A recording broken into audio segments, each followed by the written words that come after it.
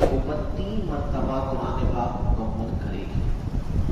ہمارے اگر دیکھا جائے تو ہمارے مشائخ نے، ہمارے علماء نے کثرت تلاوت کرنے کی مثالیں بیان کر دی. اس امت کے بزرگ گزرے ہیں امام ابو حنیفہ رحمۃ اللہ علیہ، کتابوں میں لکھا ہے جب بھی رمضان المبارک کا مہینہ آتا ہے تو امام ابو حنیفہ رحمۃ اللہ 63 مرتبہ 63 ٹائمز وہ قرآن پاک مکمل کیا کرتے تھے. عجیب بات، ایک قرآن پاک مکمل کرتے تھے دن میں اور ایک پورا قرآن پاک ختم کرتے تھے رات میں. یہ 60 قرآن تو ایسے ہی ہو گئے. اور 3 سپارے امام ابو حنیفہ رحمۃ اللہ علیہ تراویح میں خود امامت فرمایا کرتے تھے. یہاں رمضان المبارک کمپلیٹ ہوا اور امام ابو حنیفہ رحمۃ اللہ علیہ کا 63 مرتبہ قرآن پاک ختم ہوا. امام شافعی کے بارے میں آتا ہے اتنے عاشق رسول تھے، اتنے قرآن پاک کی تلاوت کرتے تھے. جب بھی وہ سفر کیا کرتے تھے، سفر بھی کرتے ساتھ تلاوت قرآن پاک بھی کرتے. کتابوں میں لکھا کہ جب بھی وہ مکہ المکرمہ سے لے کر مدینے جب سفر ہوتا تھا، جس دور میں وہ سفر کرتے تھے مکے سے لے کے مدینے تک، اس کا جو دورانیہ تھا تقریباً 16 دن لگتے تھے. اس وقت تو لینڈ کروزر گاڑیاں بھی نہیں تھی، نہ ہی کوئی جہاز کا سسٹم تھا، نہ کوئی ایسا کوئی سلسلہ تھا. اس وقت اونٹوں پہ سفر ہوتا تھا. تو کتابوں میں لکھا کہ امام شافعی رحمۃ اللہ علیہ 16 دن کے جو کمپلیٹ ہوتا تھا سفر مدینہ تک کا، 16 دن میں وہ 16 قرآن پاک مکمل فرما دیا کرتے تھے. عرب کی بوڑھی عورت تھی، اپنے فیملی ممبرس کے ساتھ، اپنے بچوں کے ساتھ حج کے سفر پہ گئی. حج کے سفر کے دوران جب حج کمپلیٹ ہوا تو واپسی میں جب وہ آ رہی تھی تو اپنے قافلے سے بچھڑ گئی، صحرا میں گم ہو گئی. کبھی ادھر گھوم رہی ہے تو کبھی ادھر گھوم رہی ہے. نوجوان دیکھتا ہے ایک عورت ہے صحرا میں گم رہی ہے. وہ نوجوان اس عورت کے پاس جاتا ہے اور ان سے پوچھتا ہے اور ان سے سوال کرتا ہے، اماں کیا آپ گم ہو گئی ہیں؟ اماں کیا آپ گم ہو گئی ہیں؟ اماں جواب دیتی ہے آگے سے، من یضلل اللہ فلا ہادی لہ، یعنی جس کو اللہ پاک گمراہ کر دے اس کو راہ دکھانے والا کوئی نہیں. جب اس آدمی نے یہ آیت سنی تو وہ سمجھ گیا کہ اماں جو ہے گم ہو گئی. تھوڑا سا ٹائم گزرتا ہے، وہ ایک اور سوال کرتا ہے، اماں کیا آپ حج کے سفر پہ گئی تھی؟ تو آگے سے وہ جواب دیتی ہے، وَأَتِمُّ الْحَجَّ وَالْعُمْرَةَ لِلَّهِ، یعنی حج عمرہ کرو اللہ رب العزت کے لیے کرو. حیران ہو گیا. تھوڑا ٹائم اور گزرا، کوئی دیکھتا ہے تھوڑا دور ایک قافلہ جا رہا تھا تو اس کے محسوس ہو شاید وہ جو قافلہ جا رہا ہے یہ اسی اماں کا ہو. تو اسی دوران وہ اماں سے پوچھ لیتا ہے، اماں اگر آپ کی کوئی اولاد ہے، آپ کے کوئی بچے ہیں تو مجھے بتا دیں. ایک قافلہ جا تو رہا ہے، ہو سکتا ہے کہ اس میں آپ کے بچے موجود ہوں، تو آپ کی اولاد ہے تو مجھے نام بتا دیں. اماں نے ایک اور نام بتا دیا، ابراہیم، اسحاق اور یعقوب. یہ بھی آیت پڑھی تو وہ سمجھ گیا کہ بھائی یہ جو نام بتانے کی بچوں کے اولاد ہے، بچوں کے نام ہے. اللہ کی شان وہ اماں کو لے کے سفر شروع کیا، اس قافلے تک پہنچ گیا. جیسے ہی پہنچتے ہیں وہ تینوں کے نام لیتے ہیں، ابراہیم، اسحاق، یعقوب. وہ 3 نوجوان اس قافلے کے سامنے آ جاتے ہیں تو وہ نوجوان ان تینوں نوجوانوں کو لے کے اس کی والدہ تک پہنچاتے رہے. دونوں خوش ہوتے ہیں، بچے بھی خوش، ماں بھی خوش. تھوڑا ٹائم گزرتا ہے تو بھی بچوں نے اس نوجوان کی دعوت شامل کری. دعوت کی جب کمپلیٹ ہو گئی تو ان کے بچوں نے کہا، اس کے نوجوان نے ان سے بچوں سے پوچھا کہ بھائی میں آپ کی والدہ کے ساتھ صبح سے لے کے ابھی تک سفر میں تھا، میں نے جتنے بھی سوالات کیے تو آپ کی والدہ نے مجھے قرآن کی آیت سے ہی جواب دیا، جتنے بھی سوالات کرے. تو ان میں سے ایک بچے نے کہا کہ آپ پریشان نہ ہو، ہم اپنی والدہ کے ساتھ تقریباً 20 سال سے ساتھ ہیں. ہم اپنی والدہ کے ساتھ 20 سال سے ساتھ ہیں. ہم نے جب بھی اپنی والدہ کے ساتھ کوئی بھی سوالات کرتے تھے تو ہماری والدہ ہمیں بھی قرآن کی آیت سے ہی جواب دیتی تھی. اللہ، کچھ ایسے لوگ بھی ہوتے ہیں جن کی پوری زندگی قرآن پاک کی تلاوت میں ہی گزری. صوبہ سندھ، یہ تو کیا کراچی ہے، صوبہ سندھ میں کچھ علاقے ایسے بھی ہیں، وہاں بھی جو کمیونٹی ہے، جو سوسائٹی ہے، جو گاؤں ہے، وہ زیادہ تر جو ہے وہ ہندو میں ہے. کچھ علاقے ہیں وہاں زیادہ تر ہندو لوگ زیادہ ہوتے ہیں. ابھی بھی آپ جائیں تو وہاں کافی ہندوؤں کے علاقے ہیں وہاں پہ. تو اللہ کی شان، ایک وہاں گاؤں ایسا بھی ہے، ایک سوسائٹی ایسے بھی ہے. کتابوں میں ایک واقعہ لکھا، اس میں یہ تھا کہ ہندو کی ایک سوسائٹی تھی، وہاں پہ ایک گھر موجود، 1-2 گھر تھا، لیکن جو جتنی بھی آبادی ہندوؤں کی تھی 2-4 گھر جو تھے وہ مسلمانوں کے تھے. اللہ کی شان، ان میں سے نہ تو سوسائٹی کے آس پاس کوئی مسجد تھی نہ کوئی مدرسہ تھا، لیکن اس گھر میں ایک لیڈیز تھی، انہوں نے قرآن پاک تلاوت کی بھی تھی بچپن میں، وہ قرآن پاک آتا بھی تھا. وہ اس بات کی فکر مند تھی کہ بھائی ہم نے تو قرآن پاک سیکھ کیا ہے، لیکن ہمارے بچوں نے تو کوئی سیکھنے کا سسٹم ہی نہیں ہے، مسجد بھی نہیں ہے، مدرسہ بھی نہیں. تو ان کا ایک خیال آیا چلو جی میں یہ کوشش کرتا ہوں میں اپنے گھر کے اندر ہی مدرسہ قائم کر دیتی ہوں. تو انہوں نے 2 بجے سے لے کے 4 بجے تک اپنے گھر میں ہی مدرسہ قائم کر دیا. اور جو 2-4 جو گھر جو مسلمانوں کے تھے انہوں نے یہ کہہ دیا کہ میں گھر کے اندر ہی میں مدرسہ شروع کرتی ہوں، اگر آپ اپنے بچے کو بھیجنا چاہتے ہیں تو بھیج سکتے ہیں. تو اللہ کی شان، وہ جو بچے تھے مسلمان گھرانے کے، وہ صبح اسکول جاتے، اسکول کے بعد آگے کچھ دیر کے لیے کھیلتے، تو مدرسے بھی جاتے. 2-4 دن تو ایسے ہی چلا. لیکن جب وہ اسکول سے واپسی آ گئے کھیل کے دوران، ان بچوں نے اپنے ہندو دوستوں سے کہا کہ بھائی اب ہمارے مدرسے کا ٹائم ہو گیا ہے، اب ہم مدرسے جائیں گے. وہ کھیل کے دوران مدرسے چلے آتے، ہندو بچوں کے حیرت سے دیکھتے. 2-4 دن گزرے تو ہندو بچوں نے کہا کہ کیا ہم بھی آپ کے ساتھ مدرسے جا سکتے ہیں؟ تو بچوں نے کہا جی ٹھیک ہے آپ چلنا چاہیں تو چل سکتے ہیں. وہ بچے آتے ان کے ساتھ میں بیٹھنا شروع کر دیا انہوں نے. ان میں سے ایک بچی ایسی تھی، اس نے اپنی باجی سے کہا، اس تانیہ سے کہا کہ بھائی کیا میں بھی یہ قرآن پاک سیکھ سکتی ہوں؟ کیونکہ باجی نے کہا ٹھیک ہے آپ بھی سیکھ سکتی ہیں، اگر ہم اس سے پڑھنا چاہتی ہیں تو آپ ان کے ساتھ آ جایا کریں تو میں بھی آپ کو بھی سبق دے دیا کروں گی. اللہ کی شان، اس بچی نے سیکھنا شروع کر دیا. تھوڑا ٹائم گزرتا ہے، اللہ کی شان اس بچی نے پورا ناسا کرنا ہی ختم کر دیا اور مسلمان بھی ہو گئی. خوشی کی بات ہے. تھوڑا ٹائم گزرتا ہے، اس کے پھر بچی وہ آتی ہے اپنی باجی کے پاس، پریشانی کے حالت میں کہتی ہے کہ باجی میرے گھر والوں نے رشتہ طے کر دیا، میرے گھر والوں نے رشتہ طے کر دیا ہے. باجی میری تو بہت خوشی کی بات ہے، کیوں پریشان ہو؟ لیکن باجی جس سے میرا رشتہ طے کیا ہے وہ ایک ہندو ہے. جب یہ بات کہی تو باجی پریشان. باجی کا پریشان نہ ہو، آپ جو ایک کام آپ یہ کرو، آپ روز جب تلاوت کرتی ہو اگر 1 سپارہ کرتی ہو تو آپ 2 سپارے کرو، تو مجھے اللہ کی ذات سے امید اللہ کا کوئی نہ کوئی راستہ نکالے گی. خیر اللہ کی شاید تھوڑا ٹائم ہوتا تو اس بچی کی شادی ہو جاتی ہے. تو باجی اس سے ایک نصیحت کرتی ہے، شادی کے وقت اس سے ایک نصیحت کرتی ہے. وہ یہ کہتی ہے کہ بھائی یہ قرآن پاک کا نسخہ میں آپ کو دے رہی ہوں، آپ کو جب اس تلاوت کرنی ہے آپ کو اپنے شوہر کے سامنے نہیں کرنی. جب آپ کا شوہر چلے جائے جاب پہ یا بزنس کے اوپر، اس کے بعد آپ اس کی تلاوت کیا کریں. خیر اس پہ عمل بھی کرتی. تھوڑا ٹائم گزرتا ہے، جب وقت گزر جاتا ہے تو اس کے جو شوہر تھا اس کی طبیعت کچھ خراب ہونا شروع ہو جاتی ہے. جب خراب ہونا شروع ہو جاتی ہے تو مقامی جو ڈاکٹرز تھے ان کے پاس گیا، علاج اس کا نہیں فائدہ ہوا تو ایک شہر میں ڈاکٹر تھے ان کے پاس چلے گئے. اس کے جو کزن بھائی والے تھے اس کے پاس چلے گئے بڑے ڈاکٹر کے پاس. تو بڑے ڈاکٹر نے اس کی پوری باڈی کی انویسٹیگیشن کری، اس کا ٹیسٹ کرے، آخر میں اس کو کینسر ڈائگنوز ہو گیا، وہ بھی 4 اسٹیج کا. اللہ کی شان، بڑی پریشانی والی بات ہے. اور اس کو یہ کہہ بھی دیا کہ بھائی 4 اسٹیج ہے. اس کے بھائیوں کو یہ کہا کہ بھائی 4 اسٹیج ہو گیا ہے، آپ ایک کام کریں اپنے پیشنٹ کو اپنے گھر لے جائیں، اس کی پوری خدمت کریں، جو زندگی لکھی ہے وہ پوری کرنی ہے. تو اس کو یہ بات بتا دی پیشنٹ کو. اب وہ بیچارہ نوجوان تھا، دونوں میں اپنی وہ رپورٹ اٹھا کر اپنے بیوی کے پاس گئے اور ان کو سارا معاملہ بتا دیا. تو وہ پریشان. خیر پریشانی کا عالم ہے. اس کی بیوی نے کہا کہ بھائی آپ پریشان نہ ہو، میرے پاس آپ کی جو بیماری ہے میرے پاس اس کا علاج ہے. آپ کی جو بیماری ہے میرے پاس اس کا علاج موجود ہے، اگر آپ کہتے ہیں تو میں اس کرنے کو تیار ہوں. تو اس بچے نے کہا کہ ٹھیک ہے اگر آپ کے پاس اس کا علاج موجود ہے تو میں کرنے کو تیار ہوں. تو اس کی دلہن، اس کی بیوی نے کہا کر تو میں دوں گی علاج اس کا، لیکن آپ سے ایک کمٹمنٹ چاہتی ہوں.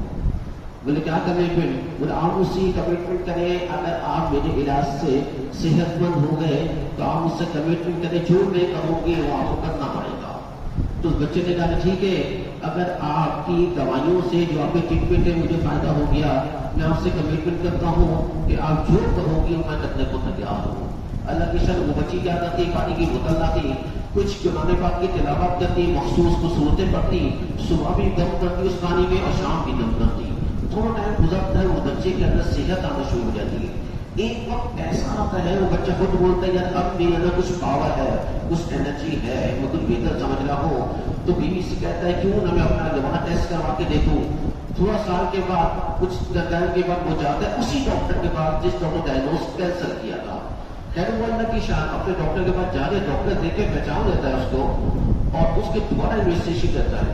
اللہ کی شان ٹیسٹ کی رپورٹیں جب آ جاتی ہے اور وہ ڈاکٹر جو ہے اس بچے سے کہتا ہے کہ بھائی وہ جو میں نے آپ کا فرسٹ ٹائم ٹیسٹ کیا تھا اس میں کینسر جو ڈائگنوز ہوا تھا وہ کینسر تھا، لیکن اب جو ہے یہ تو ٹیسٹ کی رپورٹ ہے، اس کے مطابق آپ کے اندر اس وقت آپ کے کینسر جڑ سے ختم ہو گیا ہے۔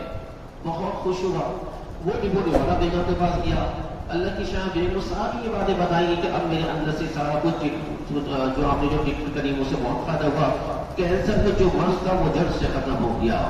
تو اس کی بیوی نے کہا کہ آپ کو یاد ہے جب آپ نے ٹریٹمنٹ شروع کیا تھا، علاج شروع تھا، مجھ سے کمٹمنٹ کیا تھا؟ بولا ہاں مجھے یاد ہے۔ بولو کیا چاہتی ہو؟ جو کمٹمنٹ میں نے کیا تھا وہ میں کرنے کو تیار ہوں۔ اس کے ذہن میں یہ تھا شاید یہ کوئی گولڈ کا سامان مانگے یا کوئی پراپرٹی وغیرہ مانگے، اس کے ذہن میں یہ چل رہا تھا۔ نہیں، جب اس نے یہ کہا کہ بتاؤ کیا چاہتی ہو، بتاؤ کیا چاہتی ہو، تو اللہ کی شان اس بچی نے کہا کہ میں یہ چاہتی ہوں کہ آپ مسلمان ہو جائیں۔ اس بچی نے کہا میں یہ چاہتی ہوں آپ مسلمان ہو جائے۔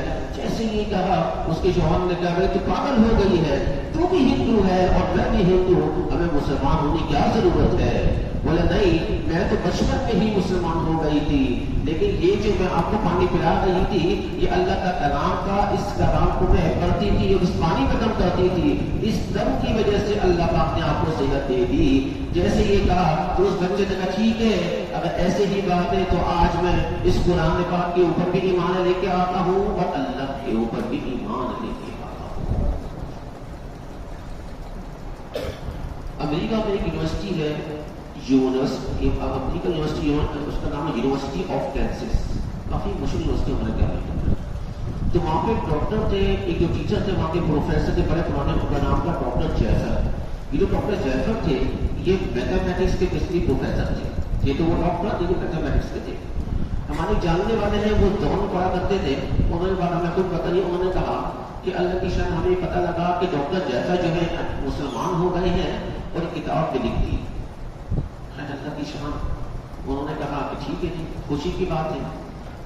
اچھا جی، اللہ کی شان نے جب کتاب کا خریدی پڑھا تو ڈاکٹر جیفر نے کہا کہ بھائی جب وہ کلاس کے اندر یہودی ملک ہے، گوروں کا ملک ہے، اس کلاس میں مسلمان بھی ہوتے ہیں، کرسچن بھی ہوتے ہیں، ہندو بھی ہوتے ہیں، کچھ جوئش بھی ہوتے ہیں، ہر قسم کے لوگ ہوتے ہیں۔ جب انڈرسٹینڈنگ جب ٹیچر کی اور اسٹوڈنٹ کے آپس میں ہو یا کچھ مختلف ٹاپکس ڈسکس ہو جاتے ہیں آپس میں، تو ایسے ہی ڈاکٹر جیفر نے کہا کہ اچانک ہمارا ٹاپک ڈسکس ہو گیا۔ انہوں نے یہ کہا کہ کچھ لوگ ہیں جو مسلمان ہوتے ہیں وہ سائنس پہ اپنا ایمان نہیں رکھتے بلکہ اللہ پہ ایمان رکھتے ہیں، لیکن ان کی کلاس میں 5 مسلمان لڑکے تھے۔ تو ڈاکٹر جیفر نے ان 5 سے پوچھا کہ آپ مسلمان ہیں؟ تو انہوں نے کہا جی ہاں ہم مسلمان ہیں۔ انہوں نے کہا آپ اللہ پہ یقین رکھتے ہیں؟ نے کہا ہم اللہ پہ یقین رکھتے ہیں۔ تو ڈاکٹر جیفر نے کہا اگر آپ اللہ پہ یقین رکھتے ہیں کہ آپ کے پاس ان کی نشانی موجود ہے؟ تو انہوں نے کہا کہ ہاں ہمارے پاس نشانی موجود ہے، وہ جو شروع سے جو نشانی چلی آ رہی ہے آج تک وہ نشانی ابھی تک موجود ہے، وہ ہمارے پاس موجود ہے۔ تو ڈاکٹر جیفر نے کہا کہ کیا وہ نشانی آپ ہمیں دکھا سکتے ہیں؟ ہم نے کہا بہت اچھی بات ہے، کل جب ہم کلاس میں آئیں گے تو وہ نشانی ساتھ لے کے آئیں گے۔ تو ان بچوں کے قرآن پاک کا نسخہ میں انگلش ترجمے والا اور اب نیکسٹ کلاس جو تھی جو ان کا انسٹیٹیوٹ یونیورسٹی وہ لے کے چلے گئے، انہوں نے وہ ٹیچر کو گفٹ کر دیا۔ تو ڈاکٹر جیفر نے کہا کہ میں نے گفٹ تو لے دیا، جب میں گھر جا کے اس کو کھولا، اب جب تک نئی جو کتاب لیتا ہے وہ 20 سے کھولتا ہے تاکہ دیکھو تو صحیح ہے کیا۔ تو ڈاکٹر جیفر نے کہا کہ جب میں گھر جا کے پہنچا میں نے ویسے ہی 20 سے کھولا اس کتاب کو، میں نے 4-5 لائنیں پڑھی تو میں سمجھ گیا یہ تو ایک بہترین نصیحت ہے، یہ ایک بہترین نصیحت ہے۔ تو پھر میں نے فیصلہ کر لیا اس کتاب کو میں شروع سے لے کے آخر تک مطالعہ کرتا ہوں۔ تو بہت اچھی بات ہے۔ انہوں نے پھر مطالعہ شروع کرا تو انہوں نے کہا کہ ایک وقت تو ایسا آیا کہ بس میں سوچتا تھا اس انسٹیٹیوٹ سے جان چھڑاؤں، گھر جاؤں، اس کتاب کا مطالعہ کروں۔ تھوڑا ٹائم گزرتا ہے، اس کتاب کا مطالعہ کرا، انہوں نے اتنا کرا کہ تھوڑا ٹائم گزرا ہوگا، اللہ کی شان وہ اس چیز سے فیصلہ کر لیا میں اس کتاب کے اوپر بھی ایمان لے کے آتا ہوں اور اللہ کے اوپر بھی ایمان لے کے آتا ہوں۔ کچھ ایسے لیکن ان کے طلب ہوتی ہے، ہمیں بھی طلب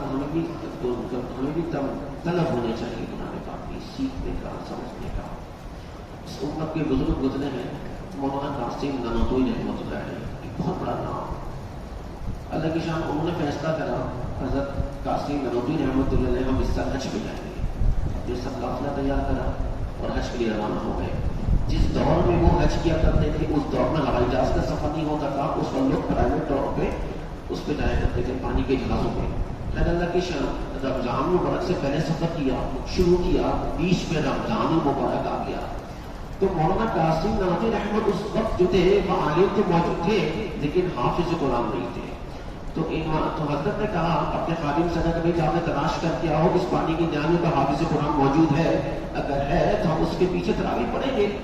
تو وہ خادم صاحب جو پورا جہاز تلاش کیا، اس کے بعد آ کے وہ حضرت سے کہتے ہیں کہ حضرت نے جہاز پورا تلاش کر لیا ہے، اس میں بڑے علماء جو موجود ہیں، صوفیاء موجود ہیں، حافظ قرآن موجود نہیں. تو حضرت نے کہا کہ بھائی یہ کیسے ہو سکتا ہے، اتنے بڑے علماء موجود اور ہم ساری صورتوں پہ گزارا کریں، یہ مناسب نہیں ہے. اللہ کی شان. انہوں نے قرآن سے منگایا، صبح سے وہ پڑھنا شروع کیا اور شام تک ایک سے پارا وہ پورا مکمل اس کے اندر دیکھا کرتے تھے. اور وہ صبح سے لے کے شام تک پورا قرآن پورا سپارہ رس کر دیا اور وہی سپارہ تراویح میں سنایا. یہاں جب پورا رمضان مبارک ختم ہو گیا، مولانا قاسم نانوتوی رحمۃ اللہ علیہ کا پورا رس قرآن ہی مکمل ہو گیا. تو ایسے ایسے لوگ گزرے. آج کے دور میں بولتے جی اب ہم سے پڑھا نہیں جاتا، ہماری میموری صحیح نہیں ہے، بھول جاتے ہیں. تو ایسا نہیں ہو سکتا، وہ بھی بولے تھے. آج کے دور میں ایسے لوگ موجود ہیں کہ وہ بوڑھے ہونے کے باوجود قرآن پاک نازائی پڑھ دیتے ہیں، حافظ بھی ہی عالم بنے. کچھ عرصہ پہلے کی بات ہے، ہمارے حضرت کے پاس ایک بوڑھے آدمی آئے، ان کے بال بھی سفید تھے، صاحب کے بال بھی سفید تھے. حضرت کے پاس آئے اور حضرت سے کہا کہ حضرت دعا فرما دے میں حافظ قرآن بن جاؤں. حضرت کا چہرہ دیکھا، حضرت نے کہا کہ ٹھیک ہے میں دعا کرتا ہوں، اللہ پاک آپ کو کامیاب کرے. آپ نے محنت کے ساتھ مستقل مزاجی کی طرف سے کام شروع کرے. ٹھیک 6 مہینے بعد وہ حضرت کے بعد دوبارہ آتے ہیں اور حضرت سے کہتے ہیں حضرت میں نے 6 مہینے حفظ تو کر لیا ہے، اب میں آپ سے ایک اور دعا کرانے آیا ہوں. حضرت نے اب کون سی دعا کرانے کا ہے؟ حضرت نے پوچھا اب کون سی دعا کروانا چاہتے ہیں؟ تو انہوں نے کہا کہ میں اب آپ یہ دعا فرماتے ہیں کہ میں عالم دین بھی بننا چاہتا ہوں. دعا فرماتا اللہ پاک مجھے عالم دین بھی بنا دے. جیسے کہ کہا کو حضرت بہت خوش ہوئی. حضرت نے کہا ٹھیک ہے آپ مستقل مزاجی کے ساتھ اپنے کلاس میں اٹینڈ کریں، محنت کریں، میں دعا کرتا ہوں اللہ پاک آپ کو عالم دین بھی بنا دیں گے. ان بزرگ نے پورا 10 سے نظامی کا کورس کرا، مفتی بنے. آج وہ ایک شہر کے اندر شیخ الحدیث ہے. آج ایک شہر کے اندر شیخ الحدیث ہے. ایک زندہ مثال ہے. یہ کوئی یہ نہیں کہہ سکتا کہ بوڑھا ہونا وہ یاد نہیں کر سکتا، اگر جوان ہے تو بھول جاتا ہے، ایسی بات نہیں ہے. جب تک اس دل کے اندر قرآن کی محبت نہیں آئے گی، اس دل کے اندر قرآن کی محبت نہیں آئے گی، اس کو یاد کرنا تھوڑا مشکل کام ہو جائے گا. اب اس دل کے اندر محبت کیسی آئے گی؟ جب اس دل کے اندر نفسانی شیطانی شہوانی خواہشات ہوں گے تو یہ دل میں قرآن پاک کی محبت آنا تھوڑا مشکل کام ہے. آج رمضان المبارک کے ایام چل رہے ہیں، کیوں آج ہم اپنے تمام گناہوں سے سچی پکی توبہ کریں اور اللہ سے یہ دعا کرتے ہیں اللہ ہمارے دل کے اندر قرآن پاک کی محبت ڈال دیں. تمام گناہوں سے آج ہم سچی پکی توبہ کرتے ہیں، باوجود بھی ہیں قرآن پاک کی تلاوت بھی سنی، تراویح پڑھی، تو یہ تو اس وقت دعائیں قبول ہونے کا ٹائم ہے. نبی علیہ السلام کے پاس ایک عورت آتی ہے. نبی علیہ السلام کے پاس ایک عورت آتی ہے اور نبی علیہ السلام سے عرض کرتی ہے اللہ کے نبی مجھ سے بہت بڑا گناہ ہو گیا. اللہ کے نبی مجھ سے بہت بڑا گناہ ہو گیا ہے، وہ گناہ میرے پیٹ میں پل رہا ہے.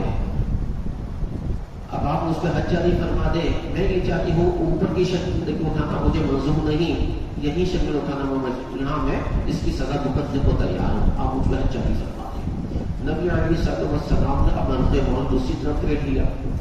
وہ عورت دوسری طرف سے پھر آتی ہے، یہی سوال کرتی ہے کہ نبی مجھ سے بہت بڑا گناہ ہو گیا ہے اور وہ گناہ میرے پیٹ میں پل رہا ہے، وہ گناہ میرے پیٹ میں پل رہا ہے. مجھے یہاں کی شرمندگی اٹھانا منظور ہے لیکن اللہ رب العزت کے ساتھ شرمندہ ہونا منظور نہیں، مجھ پہ حج جاری فرما دے. نبی علیہ السلام نے تیسری مرتبہ اپنا چہرے مبارک اس طرف لے لیا. وہ تیسری ادھر سے بھی یہی سوال کرتی ہے. جیسی یہ بات گئی تو نبی علیہ السلام نے 4 مرتبہ دوبارہ رخ کر دیا. وہ عورت دوبارہ ادھر سے آگے یہی سوال کرتی ہے. اس کے بعد نبی علیہ السلام اس سے کہتے ہیں ابھی آپ کے اوپر حج جاری نہیں ہو سکتا، اب یہ بچہ چھوٹا ہے آپ کے پیٹ میں موجود ہے، جب یہ دنیا میں آ جائے تو اس کے بعد آپ کو حج جاری ہوگا. اللہ کی شان. وہ عورت اپنی توبہ میں اتنی پکی تھی کہ 1 سال کے بعد وہ دوبارہ نبی علیہ السلام کے پاس آتی ہے اور ان سے عرض کرتی اللہ کے نبی مجھ سے بہت بڑا گناہ ہو گیا تھا، وہ گناہ میرے پیٹ میں پڑ رہا تھا. آپ نے فرمایا تھا کہ جو جب یہ بچہ دنیا میں آ جائے اس کے بعد تم بے حد جاری ہوگا. میں چاہتی ہوں آپ کو بے حد جاری فرما دے. یہاں کی شرمندگی اٹھانا تو منظور ہے, اللہ رب العزت سے شرمندہ ہونا مجھے منظور نہیں ہے. نبی علیہ الصلوۃ والسلام نے فرمایا ابھی بھی آپ کے بہت جاری نہیں ہو سکتا, ابھی بھی آپ کی ہچری نہیں ہو سکتا, بچہ بھی چھوٹا ہے. جب بچہ روٹی کھانے قابل ہو جائے اس کے بعد آپ کی بہت جاری ہو جائے گا. کتابوں میں لکھا جی 2 سال کے بعد وہ عورت دوبارہ آتی ہے اپنے بچے کو لے کے, ہاتھ میں روٹی کا پیس ہوتا ہے وہ چبا رہا ہوتا ہے, دوبارہ نبی علیہ السلام کے پاس آتی ہے اور ان سے اللہ کے نبی میں آپ کے پاس آئی تھی تو آپ نے کہا بچہ بھی چھوٹا ہے, جب دنیا میں آ جائے اب میرا بچہ بڑا ہو گیا ہے, روٹی کھانے قابل ہے, میں یہ چاہتی ہوں آپ مجھ پہ حج جاری فرما دیں. یہاں کی شرمندہ ہونا میں موضوع ہے, لیکن اللہ رب العزت کے سامنے شرمندہ ہونا موضوع نہیں. اس کے بعد اس وقت نبی علیہ السلام نے اس عورت کے اوپر حج جاری فرمایا. جب حج جاری ہو رہا تھا تو تمام صحابہ موجود, حضرت عمر بھی موجود. جب حج جاری ہو رہا تھا تو اس عورت کی جو چھینٹیں تھی خون کی حضرت عمر کے نزدیک جا کے پڑتی ہے.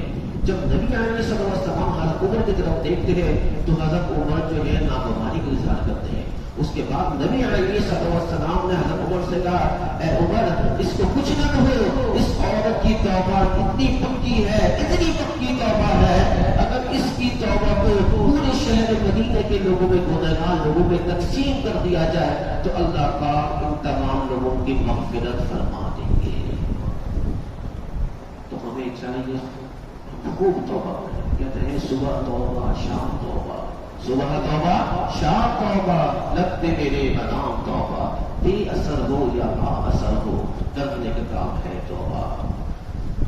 ایک نوجوان تھا, مدرسے جایا کرتا تھا, اس کا ایک ہی کام تھا صبح گھر جانا اور مدرسے جانا. اللہ کی شان صبح وہ اپنے گھر سے کلاس لینے نکلا. جس دوران وہ جایا کرتا تھا اس گھر کے بیچ کے اندر وہ نواز صاحب کا گھر ہوا کرتا تھا. تو اللہ کی شان ایک دفعہ اپنے گھر سے وہ جا رہا تھا مدرسے کی طرف. نواز صاحب گھر کے گھر کو آتا ہے بچہ, اس نوجوان کو کہتا ہے کہ بھائی ہمارے گھر میں کوئی بیمار ہے, آپ آ کے دم فرما دیں, آپ آ کے دم کر دیں. تو اس بچے نے کہا کہ بھائی کلاس کا بھی ٹائم باقی ہے, میں دم کر دیتا ہوں. تو وہ نوجوان اس بچے کے ساتھ چلے جاتا ہے. جیسے ہی وہ گھر کے اندر گھستے کوئی پیچھے سے کنڈی لگا دیتا ہے, کوئی پیچھے سے کنڈی لگا دیتا ہے. یہ بات دیکھتا ہے, پریشان ہو گیا تو دیکھتا ہے کہ ایک لیڈیز آتی ہے اس کے سامنے. وہ نوجوان اس بچی سے کہتا ہے کہ بھائی کون بیمار ہے؟ وہ نوجوان لڑکی کہتی ہے کہ میں بیمار ہوں, تیرے عشق میں بیمار ہوں, میں بیمار ہوں, تیرے عشق میں بیمار ہوں. اگر تم یہ فلاں فلاں کام نہیں کرے گا تو میں تیرے لیے ایک مصیبت کا باعث بن جاؤں گا, تیرے علاقے سے باہر نکلوا دوں گی. نواز صاحب کی بیٹی کی نوجوان جو تھا بہت خوبصورت ہینڈسم تھا. تو اس بچے کے اللہ کی شان تربیت ایسی تھی, مدرسے کا ماحول ایسا تھا, قرآن کا عاشق تھا. اللہ کی شان اس نے فون اللہ سے رجوع کرا, اللہ سے مانگا. اس کے دل میں خیال آیا, اس نے اس نوجوان لڑکی سے کہا کہ آپ کے گھر میں کوئی واش روم ہے؟ جی واش روم تو ہے میرے پاس, کیا میں استعمال کر سکتا ہوں؟ ٹھیک ہے, آپ استعمال کر لیں. اللہ کی شان اس نوجوان نے اپنی جو غلاظت کری اس غلاظت کو اٹھایا, اپنے جسم پہ لگایا اور اپنے کپڑوں پہ لگایا. اسی حالت کے اس بچی کے پاس آ جاتا ہے. جیسے ہی وہ نوجوان اس لڑکے کو دیکھتی ہے اس کو فوراً غصہ آ جاتا ہے, اس کو نفرت آ جاتی ہے, اس کو ڈانٹتی ہے, تو پاگل ہے, تو دیوانہ ہے, چل دفعہ دور ہو جائے یہاں سے, آئندہ یہاں آنے کی ہمت بھی نہیں کرنا. خیر اللہ کی شان اپنی ایمان بچا کے گھر سے باہر نکلتا ہے. اس کے بعد اللہ کی شان وہ گھر دوبارہ گیا. میں جب اپنا کو غسل کیا, کپڑے بھی دھوئے. اللہ کی شان اس اسٹوڈنٹ کے پاس, طالب علم کے پاس کپڑا بھی ایک ہی تھا. وہ گیلے کپڑے وہی پہنا ہوتا, وہی پہن کے دوبارہ دوڑ لگائی مدرسے کی طرف. جب وہ کلاس روم تک پہنچا تو دیکھا تو کلاس کے آخری مراحل چل رہے تھے. وہ اسی گیلے کپڑوں میں ہی مدرسے جا کے بیٹھ گیا. بیٹھنے کے ساتھ ہی استاد جو تھے وہ یہ کہتے ہیں بھائی یہ خوشبو کہاں سے آ رہی ہے؟ کیا کہتے ہیں, یہ خوشبو کہاں سے آ رہی ہے؟ وہ نوجوان سمجھ جاتے جی آج کپڑے صحیح دھلے نہیں ہیں, جس کی وجہ سے بدبو آ رہی ہے. تو حضرت کو جو استاد محترم کو ناگوار پتلا. اللہ کی شان کلاس کے ٹائم جب کلاس ختم ہو جاتی ہے وہ نوجوان اپنے ٹیچر کے پاس آتا ہے, اپنے استاد کے پاس آتا ہے اور ان سے معذرت کرتا ہے, حضرت مجھ سے بہت گناہ ہو, مجھ سے بہت بڑا غلطی ہو گئی ہے, کپڑے سے ہی دھلے نہیں ہیں جس کی وجہ سے آپ کو تکلیف ہو رہی ہے. ان کے ٹیچر نے کہا کہ نہیں ایسی بات نہیں ہے, اس وقت تمہارے کپڑوں سے یا تمہارے جسم سے ایسی خوشبو آ رہی ہے، میں نے پوری دنیا کے اسمیل چیک کرے ہیں، یوز کرے ہیں، لیکن جو خوشبو تمہارے جسم سے آ رہی ہے وہ خوشبو نے آج تک سنی نہیں ہے۔ اس نوجوان کے جسم سے اس وقت سے یہ خوشبو آنے لگ گئی، مرتے دم تک۔ اس نوجوان کا نام تو کچھ اور تھا، اس کے بعد ان کا نام خواجہ مشکی رحمت اللہ علیہ پڑ گیا۔ اللہ اکبر، ایسے ایسے لوگ جب بندہ اپنے آپ کو گناہوں سے بچاتا ہے تو ان کے ساتھ معاملہ ایسے ہی ہوتا ہے۔ نیک لوگوں کے ساتھ جو جڑتا ہے، جب علماء کے ساتھ جڑتا ہے، مشائخ کے ساتھ جڑتا ہے تو ان کے ساتھ معاملہ ایسے ہی ہوتا ہے۔ انڈیا کے بہت بڑے بزرگ ہیں، حضرت تھانوی رحمۃ اللہ علیہ کتاب عجیب بات میں لکھا، ان کے خلیفہ تھے خواجہ مظہور رحمۃ اللہ علیہ۔ ایک دفعہ کسی سفر میں جا رہے تھے تو راستے میں ان کو ایک جگہ، انڈیا کے مشہور شاعر ہے جگہ آبادی، بہت مشہور شاعر ہے، جب خواجہ مظہور رحمۃ اللہ علیہ جگہ جا رہے تھے تو راستے میں جگر صاحب ملے، تو جگر صاحب نے گئے سے ہی خواجہ صاحب سے ہاتھ لگا کیا اور پوچھا ان سے کیا حال ہے آپ کے؟ یہ جگر صاحب نے خواجہ صاحب سے پوچھا کہ کیا حال ہے آپ کے؟ یہ جو شاعر لوگ ہوتے ہیں وہ جواب جو شاعروں میں دیتے ہیں، تو اس وقت خواجہ صاحب نے کہا کہ پینشن ہو گئی ہے، کیا بات ہے اپنی، پینشن ہو گئی ہے، کیا بات ہے اپنی، اب دن بھی ہے اپنا اور رات بھی ہے اپنی، اب اور ہی کچھ ہے، دن رات کا عالم ہر وقت رہتا ہے ملاقات کا عالم۔ جیسے ہی شعر پڑھا تو جگر صاحب جو بالکل گھبرا گئے، اور خواجہ صاحب سے پوچھا بھائی اتنا بڑا عشق الہی کہاں سے لائے؟ تو حضرت خواجہ صاحب نے کہا کہ میں کھانا بنا گیا تھا خانقاہ میں، وہاں سے لایا ہوں۔ تو جگر صاحب نے کہا ٹھیک ہے ہم بھی آپ کے ساتھ کھانا بن جائیں گے، ہم بھی آپ کے ساتھ کھانا بنا جائیں گے۔